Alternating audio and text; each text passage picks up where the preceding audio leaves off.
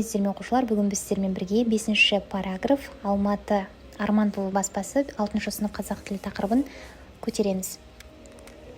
Бұнда сіздерге 2-ші тапсырмадан бастайық. Мәтіндерден терминдер мен кәсіби сөздер тауып жазу керек. Термин сөздер мұнда мән-мәтін, лингвистика, синтаксис лингвистика, сантиметрлік бұл математика саласы бойынша келіп тұр. Шақшаның ішінде қай саладан келгендігі көшірілген.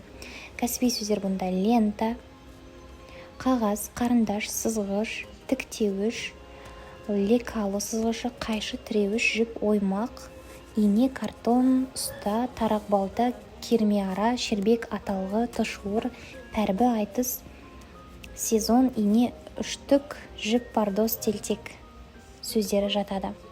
3-ші тапсырмада мұнда емле ережесіне сүйеніп мәтінді орфографиялық және пунктуациялық қателерді түзетіп жазу керек. Астана қаласының негізгі нышаны үтір, визит, оның визиттік карточкасы деуге болады. Жалпы дегеннен кейін үтір болады. Бәйтерек сызықша, ежелгі таным бойынша тылсым қасиетке ие алып ағаш. Бәйтерек байырғы орта түсінігінде жердің дәл кіндігінде өсетін үтір, тамыры жер асты үтір, діңі адам әлемі. Басы рухтар мекені болып табылатын көк тіреген алып ағаш. Бәйтерек ежелгі түркі сөзі. Бәй, сызықша, үлкен, үтір, алғашқы деген ұғымдарды үтір, ал терек парсы тілінде дарақ, ағаш, тырнақшаның ішінде деген ұғымды білдіреді.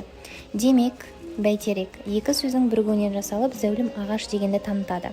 Оның идеясында самұрық қасиетті құсы туралы ежелгі қазақ аңызы жатыр деп аяқтауға болады. 4-ші тапсырмада Қазақстанға келген туристерді Бәйтерек монументіне шақыруға арналған хабарландыру құрастырып жазу керек.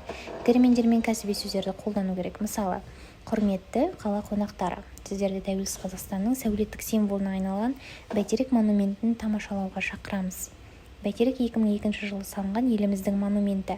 Биіктігі 97 метрді құрайтын бәйтеректің үстіңгі қабатына көтеріліп, Астана қаласын алақандағыдай тамашалай аласыздар. Келіңіздер, көріңіздер. Біз сіздерді асыға күтеміз деп аяқтауға болады. Осымен сабағымыз аяқталды. Егер видео ұнаған болса, міндетті түрде тіркеліп, лайк басып, комментарий қалдырып кетіңіздер. Осымен сабағымыз аяқталды. Сау болыңыздар.